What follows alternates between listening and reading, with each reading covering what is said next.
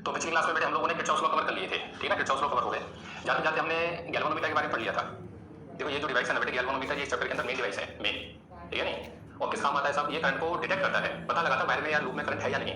देखो एमीटर को लेकर के कंफ्यूज मत होइएगा बेटे, एमीटर मेजर करने के काम आता है। मेजर उसका जो जीरो होता है स्केल का वो साइड में होता है, इसका जीरो बीच में होता है, बिल्कुल सीधी रहती है निडल ऐसी, जब उसमें करंट नहीं होता। और जब करंट आएगा तो निडल जो है किसी एक डायरेक्शन में डिफ्लेक्शन दे देगी, एक साइड में मान लो दे दिया, आप करंट की डायरेक्शन बदल दोगे लूप में, ये उल्टी आ जाएगी। ये क्यों होता है, टॉर्क की वजह से होता है, ठीक है। तो ये डिफ्लेक्शन अपोजिट क्यों हो जाता है, बस इतना समझ लीजिए कि करंट की अगर डायरेक्शन आप बदल दोगे ना गैल्वेनोमीटर के अंदर होकर के, ठीक है, या उस वायर में जिसमें वो कनेक्ट है, तो वो डिफ्लेक्शन रिवर्स हो जाता है, पलट जाता है, ठीक है। बाकी गैल्वेनोमीटर हम लोग ना सिलेबस में डिटेल में पढ़ेंगे आगे। मैग्नेटिक इफेक्ट ऑफ करंट में ये टॉपिक है 5 नंबर का पूरा, ठीक है बेटे। तो पिछली क्लास में पढ़ लिया था। देखो आज हम जो टॉपिक स्टार्ट करेंगे ना बेटे वो है व्हिटस्टोन ब्रिज। ये जो सामने बना हुआ है ये कहलाता है मीटर ब्रिज, ये मीटर ब्रिज है। तो पहले ये टॉपिक पढ़ा दूं बेटे, फिर इस पर आऊंगा। ये डायग्राम मैंने बना इसलिए लिया है पहले कि अगर आपके सामने बनाता तो क्लास की लेंथ बहुत बढ़ जाती, ठीक है बेटे। तो आइए हेडिंग बनाओ, व्हिटस्टोन ब्रिज। देखो व्हिटस्टोन ब्रिज का नाम तो हम लोग काफी टाइम पहले से सुनते हैं सब, वो सही बात है नहीं। व्हिटस्टोन ब्रिज कहाँ वो इक्विवेलेंट कैलकुलेट कर रहे थे, रेजिस्टेंस में वहां गया था, लेकिन इसका प्रूफ सिलेबस में आज आया है, ठीक। तो पहले तो बेटे इसकी डेफिनेशन लिख लो कि व्हिटस्टोन ब्रिज कहते किसे हैं सब। व्हिटस्टोन ब्रिज जो होता है सर, ये 4 रेजिस्टेंस का अरेंजमेंट होता है ब्रिज की फॉर्म में, जिसमें से एक अननोन होता है और बाकी नोन होते हैं, और जो अननोन रेजिस्टेंस होता है उसकी हम लोग वैल्यू कैलकुलेट करते हैं, ठीक है ना। It is arrangement of 4 resistances in the form of a bridge, ठीक है। In which one is unknown and 3 are known, ठीक है बेटे। ये व्हिटस्टोन है। तो इसके ऊपर ओके डेफिनेशन नोट कर लो आराम से। अच्छा मैं एक्सप्लेन कर देता हूँ, है क्या, ध्यान से देखना। अगर देखना क्या कि ये एक्चुअल में बेटे 3 नंबर में क्वेश्चन आता है, ये 3 मार्क्स का क्वेश्चन होता है कि व्हिटस्टोन ब्रिज को एक्सप्लेन करो और with help of Kirchhoff law की बैलेंस कंडीशन ड्राइव करो, ठीक है। तो आप चाहो तो अगर क्वेश्चन की फॉर्म लिख रहे हो तो क्वेश्चन की फॉर्म में लिख लो, explain Wheatstone bridge and drive its balance condition with the help of Kirchhoff law, ठीक है। आप ये क्वेश्चन भी बना सकते हो, ठीक है। इधर देखो, तो व्हिटस्टोन ब्रिज होता क्या है सर, व्हिटस्टोन ब्रिज एक ब्रिज की फॉर्म में कनेक्शन है, तो ब्रिज कुछ ये फॉर्म होती है बेटा, हम लोग जानते हैं इसको। अब अंदाजा लगाओ, सिलेबस के अंदर पढ़ लिया हमने पहले, ठीक है। इसकी एप्लीकेशन आ चुकी पहले इक्विवेलेंट कैलकुलेट करने वाली, और प्रूफ इसका आ जाया है। तो ये अरेंजमेंट बेटे 4 रेजिस्टेंस का, एक इसका नाम पी डाल देता हूं, 2 ये पी क्यू, ये 3 आर और ये 4, ये 4 रेजिस्टेंस होते हैं बेटे। ये 4 आर्म कहलाती हैं, 1 आर 2 3 और 4, ये 4 आर्म्स हैं, ये आरएमएस आर्म्स, ठीक है। 4 आर्म के साथ चारों में रेजिस्टेंस लगे हुए हैं, और जो बीच वाला है बेटे, ये बीच वाले इसमें रेजिस्टेंस नहीं होता है, डिवाइस लगाते हैं, उसका नाम है गैल्वेनोमीटर, आप सब जानते हो। डिवाइस को क्या बोलते हैं, गैल्वेनोमीटर। ये निडल लगा दो बीच में, अगर निडल ना लगाना चाहो ना बेटे तो आप कैपिटल जी भी लिख सकते हो, कैपिटल जी, ठीक है। ये दो चीजों का रिप्रेजेंट कर जाएगा, एक के साथ इसका रेजिस्टेंस कैपिटल जी और ये गैल्वेनोमीटर है, ये दोनों वैलिड है। या तो सिंबल जैसे लगा रखना गैल्वेनोमीटर जी, तो सिंबल दिखा दूं, नहीं तो कैपिटल जी लिख के छोड़ दो, दोनों सही होते हैं। इसे कहते हैं सर व्हिटस्टोन ब्रिज। ये अरेंजमेंट कहलाता है व्हिटस्टोन ब्रिज, ठीक है। अब ये बैलेंस होगा या नहीं होगा, बैलेंस कंडीशन में या नहीं है, वो हम लोग पता कर लेते हैं सिस्टम को देख के, ठीक है। पहले कहता है साहब इसकी बैलेंस कंडीशन ड्राइव करो, तो मैं वैसे पहले से जानता हूं कि बैलेंस कंडीशन आती है P upon Q equals to R upon S, है ना, कि दिस अपॉन में this equals to this upon में दिस, या दिस अपॉन में this equals to this upon में दिस, जो मन करे वो कहिए। लेकिन सब ड्राइव कैसे करते हैं देख, किरचॉफ लॉ की सहायता से ड्राइव करने को बोलता है बेटे, ठीक है। यहां से करंट लेकर के चलो, मान लो बेटे मैं यहां से करंट ले लेता हूं x प्लस y, कर लिया, ले लिया x प्लस y। बच्चा बोले आपको कैसे पता चला सर x प्लस y लेना, मैं तो x लेता, बढ़िया x ले लो, ठीक है बेटे। x लोगे तो इधर y डालोगे तो इधर x माइनस y, मुझे पता आगे जाके 2 में बांट रहा है तो इसलिए मैं x प्लस y ले लिया और एक में डाल दिया x और एक में डाल दिया y, कोई क्लास हुआ भाई। ये क्या नाम है, ये सर्किट हम लोग उसका वो क्या नाम सॉल्व कर चुके हैं किरचॉफ लॉ के अंदर। एनसीईआरटी का सर्किट था, वो ये वाला कराया था, ये वाला एक तरफ 5 10 10 5 वाला, ये वाला कराया था 5 10, ये वाला 10 और ये 5, ये कराया था मैंने, आपको याद करो। बहुत सही है ना। कितने वेरिएबल लगे थे सब सर, 3 वेरिएबल तो मिनिमम है, 3 के बगैर बात नहीं बनती। हाँ हमने कंसेप्चुअल सॉल्व कर लिया तो अलग बात है, 3 चाहिए। तो एक्स वाई यहाँ से ले लिया सब, अभी आगे गया करंट, फिर 2 रास्ते रहे। तो इसके अंदर जो करंट है बेटे वो आई जी से दिखाया जाता है, जो बचेगा वो इसमें जाएगा, that is x minus I जी। बीच वाले के अंदर जो करंट आएगा वो आई जी आएगा, और बचा हुआ उसके अंदर एक्स माइनस आई जी, ठीक है। ये बात मैं आपको कल लिखवा चुका हूँ कि गैल्वेनोमीटर में जाने वाले करंट को बाई कन्वेंशन आई जी से दिखाते हैं, ठीक है। इसलिए हमें जेड नहीं लिया, यहाँ से सुन लो, ठीक है। आई क्यू दर्शाया, वाई दर्शाया, सब दोनों मिलकर के इसमें चले जाएंगे, ये हो गया वाई प्लस में आई जी। आगे जाके देख सर, आई जी कट गया, एक्स प्लस वाई ये 12 है, जिस वैल्यू ने जितना छोड़ा उसे उतना मिल गया, इसका मतलब हमने सही डिवाइड किया है, खत्म कहानी, ठीक है नहीं। कहता है किरचॉफ लॉ लगाओ सब दोनों में, और कौन से लूप ले लूं सर, मैंने कल देख लिया था 7 लूप बनते हैं, लेकिन बैटरी अननोन है तो बाहर वाले को पकड़ने का कोई फायदा नहीं है, बैटरी गिवन नहीं है, ठीक है। तो ये वाला लूप लो, एक तो ये वाला ले लो फर्स्ट लूप, और एक ये ले लो सेकंड लूप, ठीक है। चालू है यहाँ से, चलता चलता ऐसे चल, एक्स गया पी के अंदर, ये हो गया एक्स पी प्लस आई जी गया कैपिटल जी के अंदर, आई जी, इसका रेजिस्टेंस कैपिटल जी है बेटे, ठीक है। ध्यान नहीं रखा, लेकिन पता होता है कि इसका गैल्वेनोमीटर रेजिस्टेंस कैपिटल जी है। यहाँ आया, सामने से आ रहा है माइनस, माइनस का Y R equals to 0, minus का वाई आर इक्वल्स टू 0, और आया ना बच्चा बोला 0 क्यों, साफ बैटरी नहीं आई लूप के अंदर। ध्यान से देख, पूरे लूप में एक भी बैटरी नहीं है, that's equals to 0, equals to 0, ठीक है। इस वाले को पकड़ यहाँ से चल, this is x minus I G into में क्यू, सब सामने से आ रहा है माइनस वाई प्लस में आई जी इनटू में एस, क्लियर है, माइनस आई जी इनटू में capital G equals to 0, equation second. हाँ तो बोल, बैटरी नहीं थी सब, ठीक है सर। अब ध्यान से सुनिए मेरी बात को, ये हमने इक्वेशन बनाई है, लेकिन जो क्वेश्चन है ना, क्वेश्चन ये है कि इसकी बैलेंस कंडीशन को ड्राइव करिए, बैलेंस कंडीशन ड्राइव करनी है। तो ध्यान से देख कि when width of bridge is in balance condition, when bridge या width of bridge is in balance condition, अगर साहब ये बैलेंस कंडीशन में है, balance condition,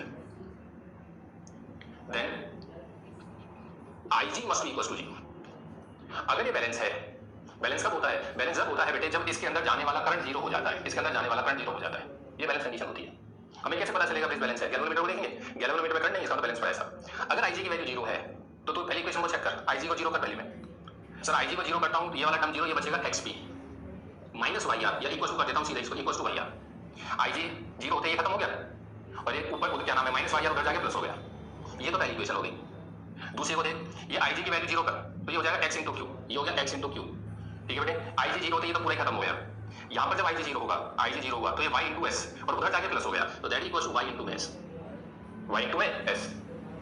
divide equation this and this, इनका नाम डालना चाहो डालो। ये इक्वेशन थर्ड हो गई साहब, ये इक्वेशन मेरे पास 4 हो गई, और डिवाइड इक्वेशन थर्ड बाय 4, तीसरी इक्वेशन को चौथी से डिवाइड करिए साहब। अब बड़े बच्चे को जैसे आप डिवाइड करोगे, क्या x जाएगा और y से y गया? हाँ, x से x और y से y। बोला आंसर क्या बचा? आंसर आया sir P/q equals to R/s, P/q equals to R/s। हाँ तो बोल, क्या ये वही कंडीशन है जो हम पहले से जानते हैं? हाँ। देखो जो बात है वो कंसेप्ट है, उसको पकड़ना। जो हम पहले पढ़ करके आए बेटे, पहले पढ़ करके आए, वहां पर हमने इसको उल्टा पढ़ा था, हमने तो न्यूमेरिकल में यूज किया था, प्रूफ थोड़ी किया था। वो कंसेप्ट मैंने आपको क्या समझाया था? वो ये समझाया था कि विड्थ ऑफ ब्रिज के अंदर अगर ये रेशो बराबर हो जाते हैं तो बीच वाले में करंट नहीं जाता, बीच वाला गायब हो जाता है। ये पहले बताया गया था, लेकिन ये वास्तव में रिवर्स है, उल्टा है। विड्थ ऑफ ब्रिज उल्टा कंसेप्ट है इसका। क्या वो कंसेप्ट? ये है कि अगर बीच वाले में करंट नहीं है तो ये रेशो बराबर होते हैं, ये वाले रेशो बराबर होते हैं। ये है विड्थ ऑफ ब्रिज। बोल सही बात है नहीं, पर चीज है उसको रिवर्स पकड़ो जाए। एक्चुअल डेफिनेशन ये है कि जब बीच वाले में करंट नहीं होता तो P/q इक्वल्स टू R/s होता है, ये एक्चुअल है। लेकिन जब न्यूमेरिकल में अप्लाई हुई, हमने जो कंसेप्ट को यूज किया था, हमने उसको रिवर्स यूज किया था कि अगर P/q इक्वल्स टू R/s है तो साहब IG की वैल्यू 0 होती है, बीच वाले में करंट नहीं जाता, बीच वाला हट जाता है, बीच वाला हट जाता है। ये हम लोगों ने यूज किया हुआ है, बोल सही ना। लेकिन वास्तव में ये टर्म ये है, और याद कैसे रखते हैं ये तुम जानते ही हो बेटे, ठीक है। ये मैंने आपको कई बार समझा रखा है, this upon this equals to this upon this, या फिर this upon this equals to this upon this. बच्चे कई बार फॉर्मूले को याद कर लेते हैं, करिए फॉर्मूला अच्छी बात है, लेकिन अगर फॉर्मूला याद कर रहे हो तो फिर लिखना आना चाहिए। मतलब ये है, क्यू है, या आर ये है, ऐसे है।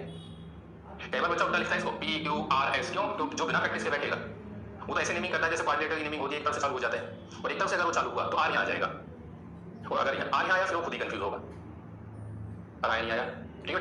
ये है विड्थ ऑफ ब्रिज। अब ये आप लोगों ने 3 नंबर में इसका प्रूफ भी कर लिया with the help of Kirchhoff's law, ठीक है। तो डेफिनेशन हो गई, अब उसका प्रूफ डाल के प्रूफ, ठीक है, फिगर बना दो और ये पूरा लिख दो। तो स्क्रीन को रोक और नोट कर दे, लिखिए बेटे। आ जाओ अब ना बेटे इस विड्थ के ऊपर कुछ कंसेप्ट्स लिख, सम कंसेप्ट्स, ठीक है। स्क्रीन को रोक के आप लोग पहले ये कंसेप्ट्स नोट करो, चारों कंसेप्ट। पहला क्या कहता है साहब? पहला कहता है कि विड्थ ऑफ ब्रिज कब बैलेंस होता है? वो गैल्वेनोमीटर में करंट कब नहीं होता? तो ये कॉमन सेंस कहती है गैल्वेनोमीटर में करंट जब नहीं होता जब उसके दोनों एंड का पोटेंशियल सेम होता है, दोनों एंड का पोटेंशियल सेम होता है, ठीक है बेटे। दूसरी देखो, ये जो कंसेप्ट है ना बेटे, ये जो यहाँ पे लिख रहे हो विड्थ ऑफ के अंदर, ये सेम कंसेप्ट में मीटर ब्रिज में आएंगे अभी, बिल्कुल सेम। तो जो चीज यहाँ दिखाई जा रही है फिर वापस आइए, ठीक है। फिलहाल बस इतना समझ लीजिए कि विड्थ ऑफ ब्रिज जो होता है ये सबसे बेस्ट या सबसे ज्यादा सेंसिटिव होता है ये जब इसके चारों आर्म का रेजिस्टेंस बराबर होता है, नियरली इक्वल होता है, नियरली इक्वल होता है, ठीक है ना। और दूसरा, ये ज्यादा हैवी रेजिस्टेंस को या ज्यादा स्मॉल रेजिस्टेंस को मेजर करने के काम नहीं लिया जाता। ये क्यों नहीं लिया जाता है मैं आपको इसमें एक्सप्लेन करूंगा मीटर ब्रिज के अंदर, ठीक है। यही चीज है मीटर ब्रिज की एप्लीकेशन, वहां कंसेप्ट से वहां है लेकिन लिखा ही नहीं जाते। इसका जो चौथा पॉइंट है ना बेटे, कंजुगेट आर्म्स वाला। अच्छा, इसमें आपने एबीसीडी नेमिंग नहीं करी ना। देखो ये जो अभी विड्थ ऑफ ब्रिज बना हुआ था ना इस हिसाब से, ये ठीक है। तो इसके अंदर ये ए है, ये बी है, ये सी है और ये डी है, इसके अकॉर्डिंग, ठीक है, ऐसे बना हुआ था। ये बी सी डी थी, तो आपने A B C D naming कर दो जिससे कि आपको ये बी सी डी समझ में आ जाए कहाँ है। देख चौथा कंसेप्ट है क्या ये बेटे? चौथा कंसेप्ट क्या है? मैं तेरे सामने 2 विड्थ ऑफ ब्रिज बना रहा हूँ, 2 विड्थ ऑफ है, आप दोनों में अंतर बताना है, अंतर क्या है दोनों में? 2 4 और मान लो इसे ले लेता हूँ 3 और इसे ले लेता हूँ 6, ठीक है। ये विड्थ ऑफ है साहब, और ये सप्लाई हो गई। एक विड्थ ऑफ तो ये है, ठीक है। एक विड्थ ऑफ फिर वापस यही बना रहा हूँ, ध्यान से देखना और डिफरेंस बताना दोनों में क्या डिफरेंस आया। ये 2 है, ये 3 है, सॉरी 3 4, ये 4 है, 3 और ये हो गया 6, ठीक है। बिल्कुल सही है तक, हाँ सर ठीक है, कोई प्रॉब्लम नहीं ना। अब ध्यान से देख, ये लगा दी बैटरी और ये लगा दिया गैल्वेनोमीटर, ये 4th पॉइंट है, कंसेप्ट को पकड़ना तुम। मैंने करा क्या है बेटे? तो ध्यान से देख, मैंने बैटरी और गैल्वेनोमीटर की पोजीशन इंटरचेंज कर दी है। जहां पर गैल्वेनोमीटर था वहां पर तो मैंने लगा दी बैटरी, वो सही बात है, और जहां पर बैटरी थी वहां लगा दिया galvanometer. The position of the battery and the galvanometer gets interchanged. अब विश्वास नहीं करोगे बेटे, एनसीईआरटी का क्वेश्चन है इस टॉपिक के ऊपर, और ये क्वेश्चन नहीं है साहब, ये जन्नत है, जन्नत सबसे प्यारा कंसेप्चुअल क्वेश्चन है, सबसे प्यारा। ठीक है, डिस्कस करेंगे, पहले उसका प्रूफ देख ले तू। अब क्वेश्चन तू एक बात बता कि अगर बेटे तू बैटरी और इसकी गैल्वेनोमीटर की पोजीशन इंटरचेंज कर देता है, क्या गैल्वेनोमीटर डिफ्लेक्शन दे देगा? देगा। तो चेक करिए, देख ये देख यहाँ पे गैल्वेनोमीटर में करंट है या नहीं। बच्चा बोला सर करंट कैसे हो जाएगा? अगर मैं इसी वो देखता हूँ जस्टिफिकेशन, तो 2/4 = 3/6 है, this upon this equals to this upon this है। अगर ऐसा होगा तो इन दोनों का पोटेंशियल सेम होगा, पोटेंशियल सेम होगा तो इसमें करंट नहीं आएगा। क्या ये बैलेंस कंडीशन है? हाँ। क्या इसके अंदर जाने वाला करंट जीरो है? हाँ सर बिल्कुल जीरो है, कंपल्सरी है क्योंकि बैलेंस है। वो सही बात है। अब इस चीज को यहाँ देखियो, यहाँ देख। अगर तेरे को बिल्कुल तू इसको ऐसे देख रहा है तो ये सही नहीं देख रहा, तू ध्यान से देख। ये कहानी कुछ ऐसी है, अपने मन में बना इस गैल्वेनोमीटर को ना, ये जो अगर तुझे ऐसा दिखाई देता बाहर तो तू उसको ऐसे बना दे यहाँ पे, ठीक है। अगर तू इस सर्किट को अपने मन में ऐसे करके देख लो, अगर आपको कंफ्यूजन हो रही है तो क्या गैल्वेनोमीटर को तो यहाँ लगा दे, कहीं तो कनेक्शन है गैल्वेनोमीटर, यहाँ ये वही है, और बैटरी को तो यहाँ लगा ले। अगर तुझे कंफ्यूजन हो रही है तो सिर्फ इसलिए और कुछ नहीं, ये लगा दिया सर। और रेजिस्टेंस मत बदलियो, रेजिस्टेंस वही रख, रेजिस्टेंस ये वाला 2 था, मैंने नहीं बदले सर, रेजिस्टेंस वही है। अब तुम बड़े बच्चों इसका जब देखोगे बैलेंस, तो ये कॉमन सेंस कहती है कि इस साइड अगर बैटरी है तो this upon this equals to this upon this देखा जाएगा, हाँ, या this upon this equals to this upon this कह दो, ये बात है। अगर ये देखा जाएगा तो चेक करियो, क्या मैं यहाँ पे लिख सकता हूँ कि 2/3 दिस अपॉन दिस, ठीक है, इक्वल्स टू 4/6। ये देखियो क्या ये सही है? हाँ सर सही है, वही चीज है, तो बैलेंस है 2/3 4 की बात है, या 3/2 इक्वल्स टू 6/4 की बात है, या 3/6 इक्वल्स टू 2/4 हाँ, एक ही बात है। क्या इसके अंदर गैल्वेनोमीटर में करंट एग्जिस्ट करेगा? सवाल ही पैदा नहीं होता सर, इसके अंदर करंट की वैल्यू 0 होगी। तो ये मैंने तुझे जानबूझ के ये बनाया है, लेकिन तुझे ये कंसेप्ट नहीं पकड़ना था बेटे, वो बनाना ही नहीं था, ठीक है। अब क्वेश्चन पकड़, कंसेप्ट पकड़ क्या है? कंसेप्ट ये है कि साहब अगर बिट्स ऑफ दिस बैलेंस हो जाए, एक बार बिट्स ऑफ दिस एक बार क्या हो जाए बैलेंस, और आप उसके गैल्वेनोमीटर और बैटरी की पोजीशन को इंटरचेंज कर दो, जहां बैटरी वहां गैल्वेनोमीटर, जहां गैल्वेनोमीटर वहां बैटरी, इंटरचेंज होने पर भी गैल्वेनोमीटर में करंट नहीं आता है, ठीक है, और बिट्स ऑफ दिस बैलेंस ही रहता है। ये मोस्ट इंपॉर्टेंट कंसेप्ट है, मोस्ट इंपॉर्टेंट, क्लियर है? तो जो फोर्थ पॉइंट है ना आपका, वो फोर्थ पॉइंट की एक्सप्लेनेशन है, ठीक है। तो आपने जो फोर्थ पॉइंट है उसके नीचे दोनों फिगर बनेंगे और अपने शब्दों में हिंदी में लिख लोगे, हिंदी में, कि अगर हम बिट्स ऑन के बैलेंस है बिट्स ऑन और पोजीशन को इंटरचेंज कर देते हैं तो भी बिट्स ऑन की बैलेंस कंडीशन सेटिस्फाई रहती है, गैल्वेनोमीटर में करंट। इस कांसेप्ट को मैं यूज करूंगा आगे, ठीक है। तो स्क्रीन को रोक और इसको नोट कर ले, लिख लिया बेटे, चला जा। तो ये छोटा सा कंसेप्ट है बेटे बिट्स ऑफ दिस का। तो बिट्स ऑफ दिस जब बैलेंस होता है तो बीच वाले में करंट नहीं जाता है, ये बहुत पुरानी बात है, हम पहले से जानते हैं इस बात को, ठीक है, लेकिन उसका प्रूफ हमने अब किया है। अब हेडिंग बना बेटे, हेडिंग बना application of bits of this, application of bits of this. और ये एप्लीकेशन आपकी लेबोरेटरी के अंदर भी है बेटे, ठीक है। इनमें से एक एप्लीकेशन हमारे सिलेबस में है, एक कैटेगरी है, पहले थी जब हम लोग पढ़ते थे, दोनों एप्लीकेशन सिलेबस में होती थी। Application of bits of this, number first metre bridge, METER, metre bridge, METER, metre bridge. Metre bridge के ब्रैकेट में लिख दो slide wire bridge, SLIDE, metre bridge, और दूसरा slide wire bridge, SLIDE, sorry इसी के ब्रैकेट में slide wire bridge, slide wire bridge. Sliding wire bridge तुमको आगे बताता हूं। Application number 2 post office box, POST, post office box.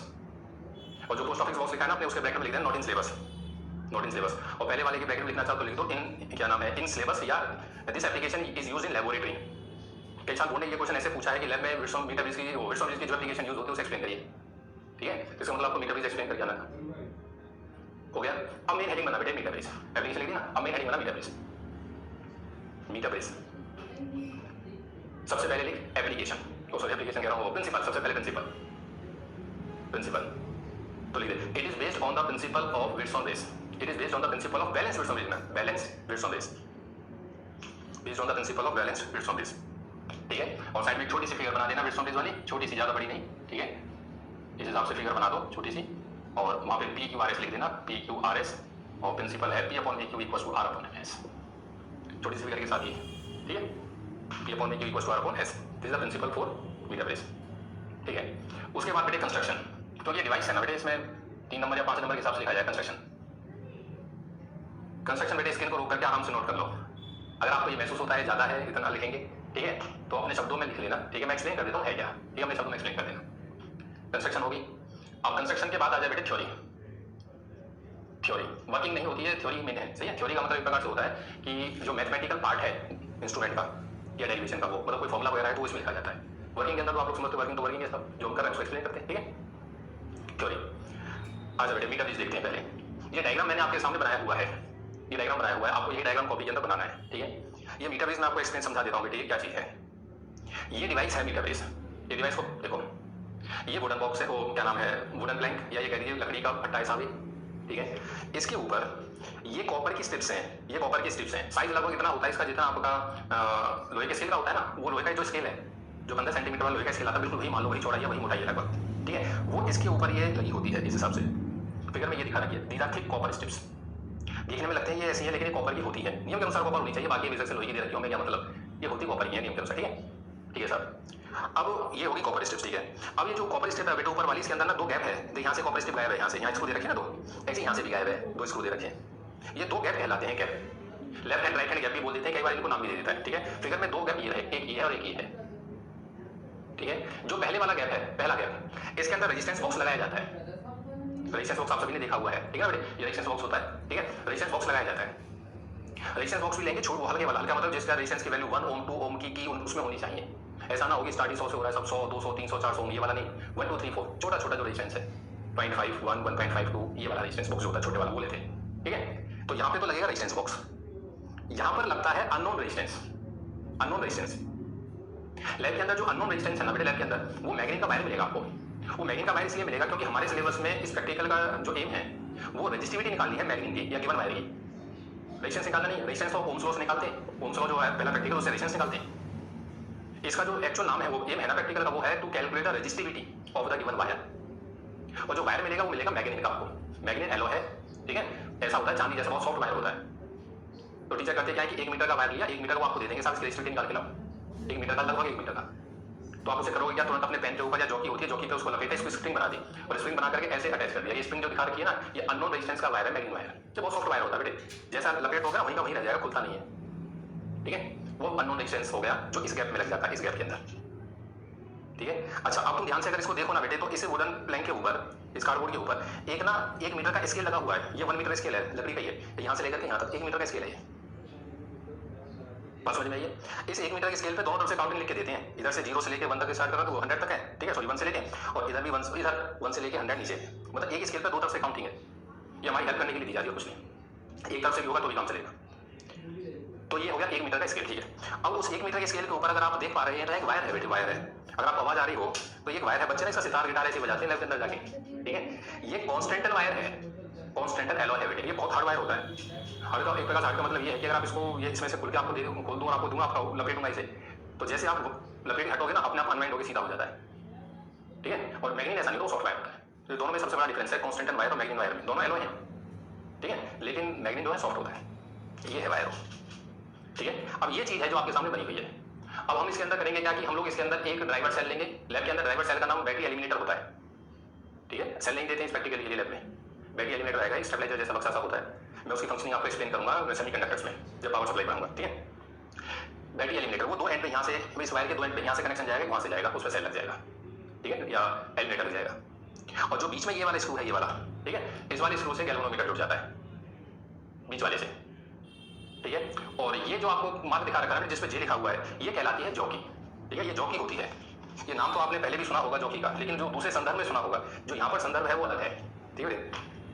ये डिवाइस, ये इंस्ट्रूमेंट ऐसे कहते हैं जॉकी है, ठीक है, ये कुछ नहीं है, एक प्रकार से वायर है, देखो ये वायर है ना, ये अब मैं इस वायर बहुत पतला वायर होता है, उस वायर को इस वायर से टच करना होता है, मेरा हाथ थोड़ा सा भी काम देगा तो कनेक्शन हट जाएगा वहां से, तो साइंस करते क्या है कि एक प्रॉपर कनेक्शन मिले, आप आसानी से उसको होल्ड कर सको, तो ये डिवाइस या इंस्ट्रूमेंट दी जाते हैं, इसको बोलते हैं जॉकी। इसके पीछे एक स्क्रू होता है, ये स्क्रू है सब, इसके अंदर आप ये वायर जो आपको मिलेगा ना, ये वाला वायर, गैल्वेनोमीटर, ये वाला ये यहाँ पे लगाया, स्क्रू से टाइट कर लिया, ठीक है। ये प्लास्टिक है, कवरिंग है, जैसे कि आप उसको टच करोगे तो करंट वगैरह ना लगे, ठीक है। उसके अंदर कुछ नहीं, कॉपर की रोड है एक, लेकिन इसके आगे जब देखोगे ना बेटे तुम आगे, तो आगे आपको ऐसा दिखाई देगा, एकदम नुकीला है ये, जैसे पेचकस होता है ना, ऐसा बिल्कुल बहुत शार्प होता है आगे से, पेचकस है, ठीक है। इस डिवाइस को बोलते हैं जॉकी, ठीक। बच्चा बोला एकदम ऐसा पेचकस जैसा क्यों दे रखा है, इतना नुकीला क्यों दिया, ये इसलिए दिया है कि कॉमन सी बात है बेटे, मुझे इस पे टच करके रीडिंग लेनी होती है, इस पे टच करता हूँ, इसे रीडिंग लेता हूँ, अगर इसकी मोटाई ज्यादा दे देता ना, मोटाई, तो वो वायर शार्प रीडिंग नहीं आती, कई मिलीमीटर तो इसी के अंदर आ जाते, तो बिल्कुल शार्प रीडिंग आ सके एकदम एक्चुअल, तो दैट्स व्हाई बिल्कुल आगे से शार्प होता है ना।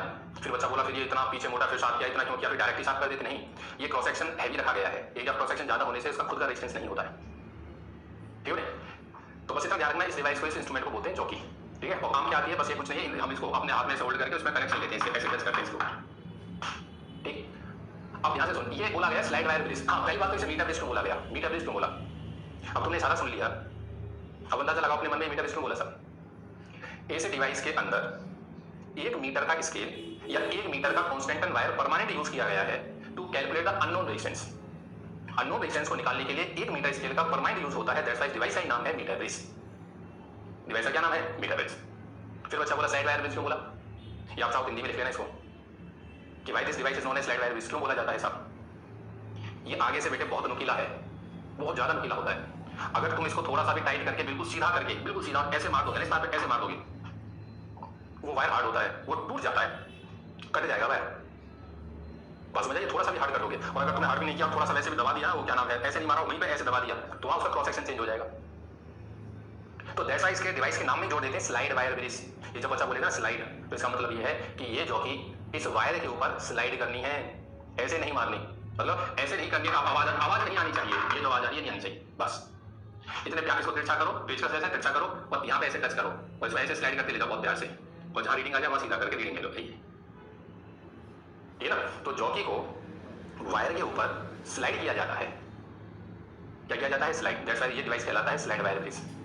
तो दो सवाल तो यही बन गए साहब, why this device is known as metre bridge और why this device is known as slide wire bridge. दोनों का जवाब अपने आप लिखना है, ठीक है? तो ये है साहब। तो आप एक काम करो, हमारी कंस्ट्रक्शन हो गई ना, तो स्क्रीन को रोक के ये वाली फिगर बनाओ। ये कोई कंपल्सरी नहीं है बनानी, ये वाली बना लेना, चाहे आपकी मर्जी है बना लेना, ठीक है? ये फिगर बनाओ, स्क्रीन रोको, फटाफट बनाओ, बना लिया बेटे, चला आ जा। अब इसके अंदर बेटे दुनिया भर के कंसेप्चुअल क्वेश्चन बनते हैं, जितनी नेमिंग लिखी हुई है ना, thick copper strips, why copper strips are used, why thick copper strips are used, why magnifying wire is used, why constantan wire is used, ये सब कंसेप्चुअल क्वेश्चन है। और स्लाइड, और ये तो हो गया मीडिया विजुअल। देखो थिक कॉपर स्ट्रिप्स, पहली बात तो जब आप इसको प्रैक्टिकल करोगे ना लैब के अंदर, तो सबसे पहले करते क्या है, सर्किट को चालू करो, सही है? तो जब बेटे ये तो सेल का सिंबल बनाया हुआ है, दैट्स व्हाई की लगाई हुई है, लेकिन लैब के अंदर मिलेगा एलिमिनेटर, तो ऑन ऑफ का ही वही स्विच होता है, उसके अंदर की जरूरत नहीं होती है, ठीक है? आप ऑन करोगे सर्किट को, ऑन होते करंट यहाँ से चल करके आएगा इस हिसाब से। जब करंट यहाँ पहुंचेगा, करंट के सामने दो रास्ते रहेंगे कि सामने ऊपर जाऊँ कॉपर स्ट्रिप में या सामने जाऊँ, तो दो रास्ते तो दोनों में बटेगा, दो रास्ते तो दोनों में बटेगा, ठीक है ना? अच्छा एक बार ना बेटे ध्यान से देख, ये चीज ना तुझे ये महसूस हो रही होगी, देख बस यही है, एक अंदाजा लगे उसका। कहाँ है देख, ये जो रेजिस्टेंस बॉक्स मैंने लिखा हुआ है, ये तो हो गया आर रेजिस्टेंस, ये अननोन रेजिस्टेंस एक्स हो गया, वो ये रहा, इन गैप में लगे हुए ना दोनों, ये रहे। और ये जो वायर है ना, ये जो वायर यहाँ दिखाई है, वो ये कनेक्टिंग वायर है, ये प्रैक्टिकल में तो ये आएंगे ना सर, ये कनेक्टिंग वायर है, जिसको हम लोग थिक कॉपर स्ट्रिप कहते हैं। अब ये वाला रेजिस्टेंस क्या है, L/R लिखा हुआ है, L/R। तो सुनिए मेरी बात को ध्यान से, जब मैं जॉकी को यहाँ पर लेकर के आया, लेट यहाँ पर लेकर के आया, और बैलेंस पॉइंट आएगा इसका, बैलेंस क्या है अभी मैं समझाऊंगा, अब फिलहाल इतना समझ, मैं यहाँ पर लेकर के आया, तो यहाँ से लेकर के यहाँ तक की लेंथ मान ले L है, तो ये 1 मीटर का तार है, तो कॉमन सेंस कहती है कि जो बची हुई लेंथ है वो 100 माइनस L है। 1 मीटर का तार है ये, तो हम उसे 100 सेंटीमीटर माइनस L को सेंटीमीटर में खेलते हैं, बस हो जाइए, तो उसे लिखा 100 माइनस L। अब मैं तुझसे कह दूं कि 1 सेंटीमीटर वायर का, ये 1 सेंटी या यूनिट लेंथ हो, तो यूनिट लेंथ वायर का रेजिस्टेंस स्मॉल r है, यूनिट लेंथ का, भाई कांस्टेंट वायर का तो कोई रेजिस्टेंस होगा, तो उसके यूनिट लेंथ का रेजिस्टेंस स्मॉल r है। तो बताइए साहब यहाँ से लेकर के यहाँ तक कितना रेजिस्टेंस हो गया? बच्चा बोला Lr। तो बताइए यहाँ से लेकर के यहाँ तक, तो बच्चा बोला 100 माइनस Lr, 100 माइनस Lr। ये वाला जो पॉइंट है मेरा ए प्रकार से, ये पॉइंट ए है, ये जॉकी है, तो ये जे लिख रखा है मैंने, देखिए जॉकी यहाँ लगी हुई ना, ये वाला जे पॉइंट ये हो गया। तो तुझे चारों चीज दिख गई, ये दिखा, ये दिखा, ये दिखा और ये दिखा, वो ये है, इसलिए इसकी एप्लीकेशन है वो, इसलिए क्या है एप्लीकेशन है, वो सही है। बच्चा बोले सर यहाँ तो बहुत पतले पतले मतलब कनेक्टिंग वायर है, तो मोटी स्ट्रिप है। हाँ साहब मोटी स्ट्रिप क्यों लगाई गई? फिर वही सवाल वही कंसेप्ट चला गई कि why thick copper strips are used. तो जवाब रेजिस्टेंस जो होता है बेटे वो R = ρ L/A होता है, A is the area cross section, area cross section इसे कहेंगे। अगर ये मेरे पास तार है तो ये चीज एरिया क्रॉस सेक्शन है ये। अब मैंने आपको बोला ये कॉपर स्ट्रिप है, जैसे एक वो स्केल जो होता है लोहे वाला, तो ये जो चीज होगी ना, ये this is the area cross section. ये अब तुम एक बात बताओ, वो कॉपर के स्केल का इतना चौड़ा एरिया क्रॉस सेक्शन है, अगर उसका साइड व्यू देखो, आपको वैसे दिखाऊं, ये स्केल मान लो थोड़ी देर के लिए, तो ये चीज देखनी आपको उसका, ये चीज, ये स्केल है मान लो, ये वैसे समझा रहा हूं आपको, ये स्केल है मान लो हमारा, थ्री में बनाने की कोशिश करती है, ठीक है? ये स्केल है, ये चीज है एरिया क्रॉस सेक्शन।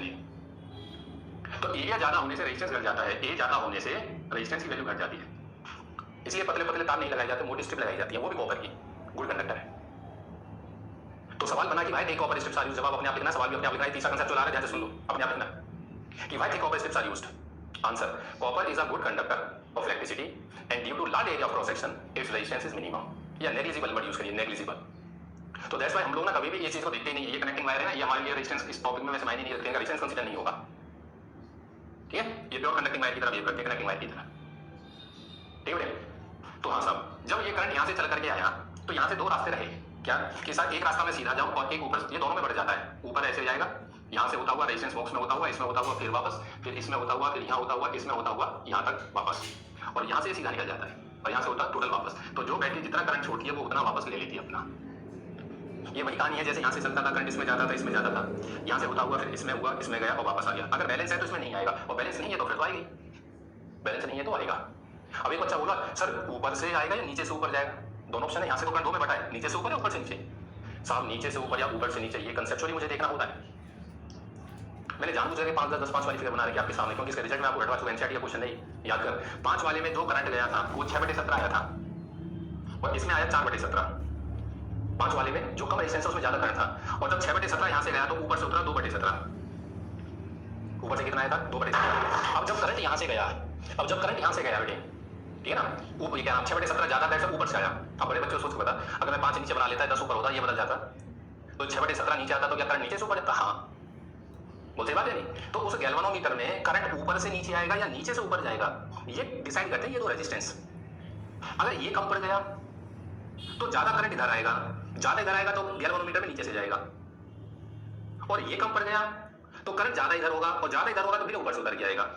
बच्चा समझ रहा है? ये कंसेप्ट वही चल रहा है कि गैल्वानोमीटर में करंट अगर बदल दिया तो उसका डिफ्लेक्शन बदलेगा। हाँ साहब, उसका डिफ्लेक्शन बदलेगा। तो गैल्वानोमीटर में करंट किधर से एंटर करेगा वो ये दो आर में डिसाइड करती हैं, ये दो। अब हम इसको लैब में कैसे मैनिपुलेशन देते हैं, लैब में कैसे करते हैं, तो ध्यान से सुन। लैब में होगा क्या, आप सर्किट को चालू करोगे, चालू करने के बाद मेरा सर्किट सही है गलत कैसे चेक होता है, जॉकी को लो भाई, ये वायर तो यहाँ से कनेक्ट हो गैल्वानोमीटर में आ गया, गैल्वानोमीटर से वायर आप ऐसे जॉकी को हाथ में पकड़ लेंगे, ये जो चीज यहाँ दिखा रखी है ना, इसको जॉकी मानिए, और तार यहाँ टच है पीछे यहाँ पे, तो ये तो मूवेबल है सारा सिस्टम, सही है, ये हो जाएगा, वायर मूव करेगा, ये फिक्स हो जाएगा। तो पहला काम क्या होता है कि जॉकी को इस एंड पर रखते हैं, इस एंड पर बिल्कुल नजदीक, जैसे ये है ना, यहाँ स्क्रू लगा हुआ तो जैसे 1 सेंटीमीटर पे लगा, एंड बोलते हैं, एंड पे रखा। एंड पे रखने के बाद गैल्वानोमीटर डिफ्लेक्शन देगा तुरंत, उसका डिफ्लेक्शन चेक किया दिया, हाँ सर मान लो उसने इधर डिफ्लेक्शन दे दिया, नीडल उधर भाग गई, ठीक है ना, गैल्वानोमीटर ये था मेरा, ये बैलेंस था, और नीडल एक इधर भाग गई, ठीक है सब, इसमें डिफ्लेक्शन आया तो इसमें करंट है, ठीक। फिर जॉकी को यहाँ से उठाओ और दूसरे एंड पर यहाँ रखो बी पर, जैसे आप बी पे रखोगे डिफ्लेक्शन जो इस साइड था ना तुरंत पलट के इस साइड आ जाएगा, मतलब नीडल जैसे पहले तो स्टार्टिंग में सीधी थी एकदम झटके से कट जाएगी, और आप वो वहां लेके जाओगे ना, तो वहां जैसे उठाओगे तो कॉमन सेंस कहती है कि करंट खत्म, सर्किट हट जाएगा तो नीडल वापस आ जाएगी, लेकिन जैसे वहां टिके फिर उस साइड। यानी का मतलब ये है कि दोनों एंड पर रखने से नीडल के अंदर जो डिफ्लेक्शन शो करती है, गैल्वानोमीटर में जो डिफ्लेक्शन आता है वो अपोजिट आना चाहिए। अगर वो अपोजिट आया है तो इसका मतलब है कि ये सर्किट 101% करेक्ट जुड़ा है। इसे बोलते हैं डबल साइडेड डिफ्लेक्शन, दोनों साइड डिफ्लेक्शन। एक बच्चे ने चेक किया यहाँ पे फिर ले गया वहां पे, वो डिफ्लेक्शन एक ही साइड आया, यहाँ रखा तब भी उधर गया, वहां रखा तब भी उधर ही आता है, इसका मतलब ये सर्किट गलत है, ये सर्किट गलत है। क्या गलती है साहब, मैंने सही जोड़ा हुआ है, वो सारा खेल इसका होता है रेजिस्टेंस बॉक्स का, ये मैं अभी सम एक्सप्लेन करता हूं आपको। तो ये बात समझ में आई कि मुझे कि सबसे पहले करना क्या है, पहले इस एंड के ऊपर फिर उस एंड के ऊपर, हो गया। अब सवाल है कि ये क्यों हुआ, अब मैं क्यों का जवाब दे रहा हूं, ध्यान से सुनना। सुनो, जैसे ही वो उस जॉकी को बेटे इस यहां पर ला करके रखेगा इस एंड के ऊपर, मतलब जॉकी यहां नहीं है फिलहाल, वो यहां चुकी है, एक प्रकार से ये आ गई है, तो आप बड़े बच्चे सोच के देखना, जब करंट यहां से एंटर करेगा तो अब ये वाला जो हिस्सा है ना वायर का, ये वाला बहुत छोटा है, मतलब ये वाला रेजिस्टेंस आपने बहुत कम कर दिया है, ये वाला है ना, आपने कनेक्शन नहीं उठा दिया इसका, तो आपने ये रेजिस्टेंस बहुत कम किया है साहब। अगर रेजिस्टेंस कम किया है तो उसमें ज्यादा करंट आएगा, तो जो करंट यहां से आ रहा है जब ये 2 में बढ़ता है तो इधर ज्यादा आएगा, और ज्यादा आएगा तो फिर वो यहां से गैल्वानोमीटर में जाएगा और ऐसे भी जाएगा, सीधा तो जाना ही है उसे, सीधा तो जाना ही है, लेकिन गैल्वानोमीटर में जाएगा, वो यहां से गैल्वानोमीटर में आ जाएगा। तो गैल्वानोमीटर को जो करंट मिलेगा वो इस डायरेक्शन से मिलेगा, मतलब ऐसा महसूस होगा करंट इधर से आया है गैल्वानोमीटर में, इधर से आएगा तो डिफ्लेक्शन नहीं जाएगा, ठीक है सर, गैल्वानोमीटर में करंट है तो डिफ्लेक्शन नहीं लगता, हो गया डिफ्लेक्शन। अब तुमने क्या काम किया, जो कि यहां से उठाई और उठा के रख दी यहां। अब तुम बड़े बच्चे सोच के बता, यहां से उठा के यहां सीधा यहां ले गया तो ये रेजिस्टेंस तो बहुत ज्यादा हो गया, मतलब जो एल आ रहा है, एल आर, अब एल यहां तक आ गया, और 100 माइनस एल बहुत छोटा बचा। अगर तूने एल आर की वैल्यू बढ़ाई है तो कॉमन सेंस से करंट ऊपर बढ़ेगा, करंट ऊपर बढ़ेगा, और सब अगर करंट ऊपर ज्यादा गया है तो अब वो गैल्वानोमीटर में ऊपर से उतर करके आएगा, मतलब गैल्वानोमीटर में करंट इधर से आएगा, इस साइड से, वो सही बात है।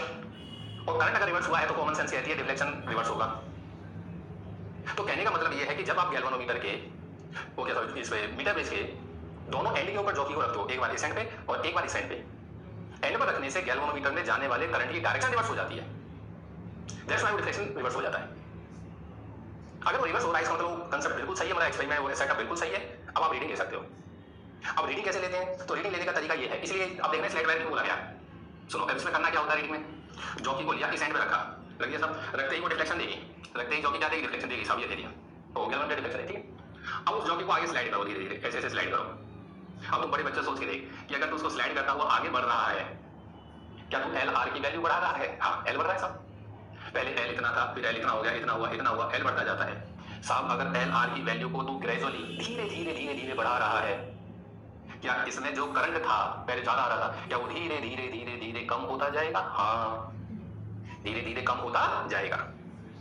तो अगर गैल्वानोमीटर की निडल गैल्वानोमीटर में करंट कम हुआ तो कॉमन सेंस कहती है जो निडल आज इतना डिफ्लेक्शन दिए बैटरी की इतना, और मैं जैसे जैसे उसको आगे बढ़ाऊंगा जॉकी को, ये डिफ्लेक्शन कम होता हुआ ऐसे होता जाएगा, ऐसे होता जाएगा। देखिए इस पेन को, इसका डिफ्लेक्शन कम होता जा रहा है और एक सिचुएशन बेटे ऐसी आ जाएगी कि जहां पर ये निडल बिल्कुल सीधी हो जाएगी ऐसे, और जहां ये निडल सीधी हुई मैं वहीं की रीडिंग नोट कर लेता हूं। ये रीडिंग आ गई साहब, और हम फिगर में जॉकी को नहीं दिखा देते हैं। ये बैलेंस पॉइंट भी दिखा दी मैंने यहाँ, ये बैलेंस पॉइंट है। बहुत सही बात है नहीं? धीरे धीरे धीरे धीरे जैसे तू उसको बढ़ाता गया, जो एल को बढ़ाता गया, तो तू एलआर बढ़ा रहा था। एलआर बढ़ने से ये करंट घट रहा था, करंट घट रहा था, तो जो गैल्वेनोमीटर में करंट जा रहा था वो कम हो रहा था, डिफ्लेक्शन कम होता जाता है, तो घटता है निडल के ऊपर, ऑयल पे निडल सीधी होने लग जाती है। और ये जो पॉइंट है ना बेटे, जहां अगर तूने इसको जस्ट क्रॉस करके यहाँ गया ना, जस्ट क्रॉस करके इस साइड आया, तो साहब ये करंट जो अब ऐसे जा रहा था इधर से, वो ऊपर ज्यादा हो जाएगा, फिर ऊपर से आने लग जाता है वो, फिर वो ऊपर से आने लग जाता है। क्लियर है? तो जैसे आप लोग जॉकी को आगे लेकर के जाओगे ना, जॉकी को निडल सीधी होती जाएगी, जहां बिल्कुल सीधी हो जाए वहीं रुक जाओ, और आप थोड़ा सा आगे भाग के देखना निडल इस साइड आ जाएगी, थोड़ी सी इधर, तो आगे जाएगा तो ज्यादा इधर आएगी। तो दैट्स व्हाई जहां पे निडल बिल्कुल सीधी हो जाती है हम लोग बोलते हैं उसे बैलेंस पॉइंट, नल पॉइंट भी बोलते हैं इसको, NU नल पॉइंट। तो बैलेंस पॉइंट किसे कहते हैं? जहां पर निडल सीधी हो जाए। बच्चे पूछा निडल क्यों सीधी हुई है? सर उसमें करंट नहीं जा रहा था। साहब क्यों नहीं जा रहा था? क्यों नहीं जा रहा था? सर वो इसलिए नहीं जा रहा था कि ये ऐसी सिचुएशन आ जाती है, ऐसी सिचुएशन जिसके अंदर दिस रेजिस्टेंस अपॉन में दिस रेजिस्टेंस बराबर है this resistance upon this resistance हो जाता है, P upon Q equals to R upon S हो जाता है। या एक बच्चा बोला सर इस सिचुएशन के अंदर इस पॉइंट का पोटेंशियल इस पॉइंट के पोटेंशियल के बराबर हो जाता है। अंदाज अपना अपना कैसे भी बोलिए। आपसे पूछा गया बैलेंस पॉइंट क्यों आया, करंट क्यों नहीं चला गैल्वेनोमीटर में? जवाब sir P upon Q equals to R upon S हो चुका है इस सिचुएशन में। सही है साहब। सर इस सिचुएशन में इस पॉइंट का पोटेंशियल A का और J का बराबर हो चुका है। सही है साहब। कुछ भी लिखिए, दोनों कांसेप्ट सही है। अंदाज अपना अपना कैसे पकड़ेंगे बात, आया ना? मेरा मकसद है कोई प्रैक्टिकल, मेरा मकसद मैं आपको चाहूं डायरेक्ट थ्योरी दिखा देता, लेकिन आपके मन में बात आनी चाहिए कि बैलेंस पॉइंट क्यों ऑब्टेन हो रहा है, मैं इधर जा रहा हूं, स्लाइड क्यों करा जा रहा है प्रैक्टिकल में, जब इधर जाएंगे तो क्या होगा? तो जैसे जैसे आप इधर बढ़ते जाओगे गैल्वेनोमीटर का डिफ्लेक्शन घटता जाएगा, किसी सिचुएशन में निडल बिल्कुल सीधी हो जाएगी, उसके बाद आगे जाओगे तो निडल अपोजिट डायरेक्शन बढ़ने लग जाएगी। ये सब क्यों हो रहा है, ये बात मुझे दिमाग में बैठी चाहिए। राय नहीं आया? ठीक है, बस कुछ नहीं है, लिखना कुछ नहीं है, लिखना तो बस सीधा साधा था, एट बैलेंस कंडीशन। सही है? थ्योरी के अंदर when bits of reason is in balance condition. सही है? तो इन बैलेंस कंडीशन IG की वैल्यू क्या है? 0, तो बैलेंस कंडीशन होता है IG 0। सही है? क्या दिस रेजिस्टेंस अपॉन में दिस रेजिस्टेंस बराबर है this resistance upon this? Yes, ये रेजिस्टेंस R लिखा जाता है बेटे। सही है? तो क्या R अपॉन में X की वैल्यू R अपॉन में 100 माइनस LR होती है? यस। कहां तो बोल, जो कैंसिल आउट होता है कैंसिल, देख R से R चला गया, R से आ गया, अननोन कौन है? X है, अननोन रेजिस्टेंस की वैल्यू तेरे पास हो गई 100 माइनस L इनटू में R अपॉन में L। ये रिलेशन है साहब, और ये रिलेशन नहीं है बेटे, ये जन्नत है। ये रिलेशन नहीं है, ये जन्नत है। 100 माइनस L याद मत करो। देखो एक पहली बात तो इसमें ना स्मॉल r कट जाता है, इस वायर के रेजिस्टेंस का कोई रोल नहीं है न्यूमेरिकल्स में। कभी कहेगा तो मैं न्यूमेरिकल वैल्यू डाल के सॉल्व भी कर दूंगा, सीधा रखना होता है ये। ठीक, कि दिस अपॉन में this equals to this upon this, मतलब this resistance upon this resistance बराबर है this length upon this length, this upon this बोलते हैं। जैसे हम फॉर एग्जांपल 30 सेंटीमीटर है तो इधर 70 है, तो r अपॉन x बराबर है 30/70, 30/70 ऐसे 100 माइनस L की फॉर्म में याद मत करो कि दिस अपॉन में दिस लेंथ अपॉन में दिस लेंथ, तो r से r कट चुका है तो लेंथ ही काम कर रही है ना? जब आप लैब में एक्सपेरिमेंट करोगे ना बेटे, लैब में, तो लैब के अंदर इसमें से हम लोग निकालते हैं 1 ओम का, 2 ओम का, 3 ओम का, बस, या 4 का, 4 रीडिंग है तो 4 तक। जब आप यहाँ से 1 ओम निकालोगे और वो मैग्नेट वायर होगा, तो ये जो रीडिंग है ना, पहली रीडिंग जो हमारा मिडिल पॉइंट है ना, बैलेंस पॉइंट 50, उससे 20 सेंटीमीटर इधर और 20 इधर तक की मैनिपुलेशन होती है टोटल रीडिंग। तो आप ऐसा मान के चलो 30 से लेकर के लगभग 70 के बीच में सारी रीडिंग आ जाएंगी आपकी, 30 से 70 के बीच में, क्योंकि लैब में ये लगभग आता है 2 ओम के आसपास का, 1 ओम के आसपास का। तो बड़े बच्चों सोच के देखा ये भी 2 है और ये भी 2 है, तो ये तो 50 पे बैलेंस आएगा, बीचों बीच आ जाएगा। ये दो तो बराबर होना चाहिए, तो बीच में बैलेंस आ जाएगा। इसलिए उसमें आपने पॉइंट लिखा था कि सबसे ज्यादा बेस्ट रीडिंग देता है, मतलब सबसे प्यारा सेंसिटिव वो बेस्ट होता है कब, जब ये चारों आर्म में बराबर रखता है, या ये कहो कि जो मिडिल पॉइंट में रीडिंग आती है सबसे बेस्ट रीडिंग होती है। बस समझिए। अब तुम बड़े बच्चे सोच के देखना, एक बच्चे ने रेजिस्टेंस बॉक्स लगाया बहुत हैवी और 500 ओम निकाल के बैठ गया, 500 ओम का, तो सोच के देख अपने मन में, ये 500 है वो 1 है या 2 है, तो क्या रेशो 500 और 2 का बना? हाँ, मतलब 250 और 1, 250:1। क्या इस लेंथ को 250:1 में बांटना पड़ेगा? हाँ, 100 सेंटीमीटर की लेंथ को 250:1 में बांट के देख दो, तो इधर की लेंथ कितनी छोटी हो जाएगी, इतनी छोटी हो जाएगी ये तेरी, जो कि इसके पॉइंट बिल्कुल यहाँ जो ये कोने पे आ जाएगा ना, तब भी तेरे को महसूस नहीं होगा कि डिफ्लेक्शन पलटा है। क्यों? क्योंकि वो डिफ्लेक्शन पलटने के लिए, करंट को पलटने के लिए बहुत ज्यादा लेंथ चाहिए इधर, वो इतनी लेंथ चाहिए, वो बिल्कुल कोने में चला गया, तो डिफ्लेक्शन पलटता ही नहीं। तो अगर लैब के अंदर आपका सिंगल साइड डिफ्लेक्शन आ रहा है ना, यहाँ लगाता हूँ तब भी उधर, यहाँ लगाया तब भी उधर, तो समझ जाना कि इस के अंदर से ज्यादा रेजिस्टेंस निकल गया है। इसलिए इसमें दिखाया जाता है बच्चों को कि चारों आर्म के अंदर रेजिस्टेंस हल्की होनी चाहिए। आप हैवी रेजिस्टेंस नहीं निकाल सकते, यहाँ रेजिस्टेंस हल्का निकालो, यहाँ हैवी लगा दिया अननोन, तो सब ये अननोन है तो ये लेंथ बहुत ज्यादा मांगेगा, बहुत ज्यादा लेंथ के चक्कर में जो यही है कि एक्सपेरिमेंट हो ही नहीं है। तो this device is used to measure moderate resistance, not very high और नॉट वेरी स्मॉल। ठीक है बेटे, तो ये हमारा कंसेप्ट है। अब इसके ऊपर कितने कंसेप्चुअल क्वेश्चन बन गए, अब ये सबके जवाब खुद लिखने हैं आपको। Why it is known as metre bridge, why it is known as lead wire bridge, और व्हाई रेजिस्टेंस और कॉपर स्ट्रिप्स आर यूज्ड। ठीक है, तीनों क्वेश्चन, तीनों का प्रॉपर आंसर अभी। ठीक है, तो आप स्क्रीन को रोको, और थ्योरी के अंदर बेटे बस यही चीज थ्योरी बनती है इसकी, सफिशिएंट है। ठीक है, स्क्रीन को रोको, नोट कर ले, लिख लिया बेटे। अब इसके ऊपर बेटे न्यूमेरिकल्स और कंसेप्चुअल क्वेश्चन बनते हैं। तो कंसेप्चुअल तो दो तीन तो ये मैंने आपको लिखा दिए, छोटे छोटे हैं, तीनों आपने लिख लिए। एक ये लिख दो, in this situation the potential meter bridge is most sensitive. In this situation the meter bridge is most sensitive. तो answer when resistance in both arms are small, when resistance in both gaps, arms लिख दो, both gaps लिख देना, GAPS, are small and the reading is obtained at the middle of wire. दोनों में हल्का हो और बीचों बीच रीडिंग आए, ठीक बीच में रीडिंग आए। ठीक है ना, तो ये चार कंसेप्चुअल हो गए। बाकी कंसेप्चुअल बेटे इसके थोड़ा कंसेप्ट वाइज अच्छे हैं और क्लास बहुत ले जाइए, तो नेक्स्ट क्लास में कवर कर देते हैं। ठीक है, तो स्क्रीन को रोको, आराम से नोट कर लो। मिलते हैं अगली क्लास में, तब तक आप सभी का बहुत बहुत धन्यवाद।